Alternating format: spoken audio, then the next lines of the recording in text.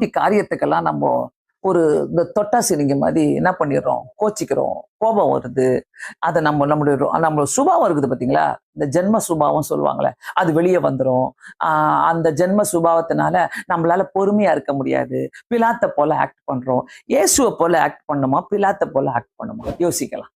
நம்மளுடைய சூழ்நிலைகளில நம்மள எல்லாருக்குமே வாழ்க்கையில பாத்தீங்கன்னாக்கா, யாருமே இதை நான் கடந்து வரல, இப்படி நான் கடந்து வரல, இந்த சூழ்நிலையை கடந்து வரல சொல்லவே முடியாது. எல்லாருக்குமே பல பிரச்சனைகள் உண்டு. ஒவ்வொரு பிரச்சனையும் நம்ம கடந்துதான் வருகிறோம். ஒவ்வொரு பிரச்சனையை கடந்து வரும்போது உங்களுக்கு ஒரு பிரச்சனைனாக்கா எனக்கு ஒரு பிரச்சனை, அவங்களுக்கு ஒரு பிரச்சனைனாக்கா இவங்களுக்கு ஒரு பிரச்சனையா இருக்குது. ஸோ எல்லா பிரச்சனைகளையும் கடந்து வரும்போது நான் பிலாத்து மாதிரியே இருக்கிறேனா அல்லது இயேசுவை போல நான் இருக்கிறேனா? கேள்வி கேட்கலாமா? இந்த கேள்வி நம்ம மனசுக்குள்ள கேட்கும் போது கண்டிப்பாக கர்த்தர் நமக்கு பதிலளிக்க வல்லவரா இருக்க. இயேசுவை பத்தி நினைக்கும் போது இந்த மனுஷனை எங்க கொண்டு போனாலும் பிலாத்து சொல்ற ஒரு வசனம் வந்து, இவன் மேல ஒரு குற்றத்தையும் நான் பார்க்கல, இவன் மேல ஒரு குற்றத்தையும் நான் பார்க்கல, இவன் மேல நான் ஒரு குற்றமும் காணவில்லைன்னு சொல்லும் போது யூதர்கள்லாம் கேட்கறாங்க, இல்ல இல்ல அவனை நீங்க விடக்கூடாது, சிலுவையில அறையணும், அவரை நீங்க விடக்கூடாது, அவரை இப்படி பண்ணணும் அப்படி பண்ணணும் சொல்லி தரும் போது பிலாத்துக்கு மனசாட்சி குத்துது. எல்லாத்தையும் செஞ்சுட்டு அதுக்கு மேல அவங்க மனைவிக்கு ஆண்டவர் பாருங்க, அதிகாரத்துல இருக்கிறவங்களை கூட ஆண்டவர் தொடராரு பாருங்க, நமக்காக செயல்படுவார். இதுதான் அதிகாரத்துல இருக்கிறவங்களை கூட நமக்காக கர்த்தர் செயல்படுவார். அதிகாரத்துல இருக்கிறவங்களுக்கு கர்த்தர் நம்மளை காட்டுவாரு.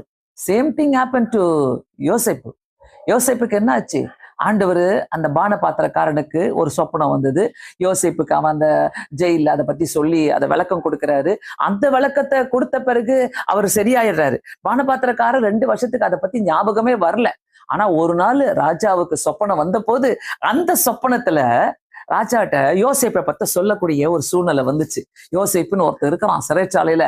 உடனே ராஜா என்ன பண்ணாரு, அவனை வெளியே கூட்டிட்டு வா, அவன் என் சொப்பனை, நான் ரொம்ப நாளா கஷ்டப்பட்டுட்டு இருக்கிறேன் இந்த சொப்பனத்தினால, எனக்கு அந்த சொப்பனத்தை அவன் விலைக்கு சொல்லணும்னு சொல்லிட்டு கூட்டிட்டு வர சொல்றாங்க. அதேதான் ஆண்டவருக்காக யோசேப்பு ஒரு தப்பும் செய்யாதனால ஆண்டவருக்காக அவன் வந்து நிக்கிறான்.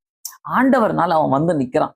ஆண்டவர்கிட்ட இந்த சாயங்கால வேலையில யாரா இருந்தாலும் எதுவா இருந்தாலும் நீங்க உண்மையானு பாருங்க. ஆண்டவருக்காக ஒரு நிமிஷம் உங்க வேலையில இருந்தாலும், உங்களுடைய வீட்டுல இருந்தாலும், உங்க கணவனுக்கு, உங்க மனைவிக்கு, உங்க பிள்ளைகளுக்கு, எல்லா விஷயத்திலும் ஆண்டவரே ஏசப்பா நீங்க பாத்துக்கங்க, நீங்க பாத்துக்கங்க.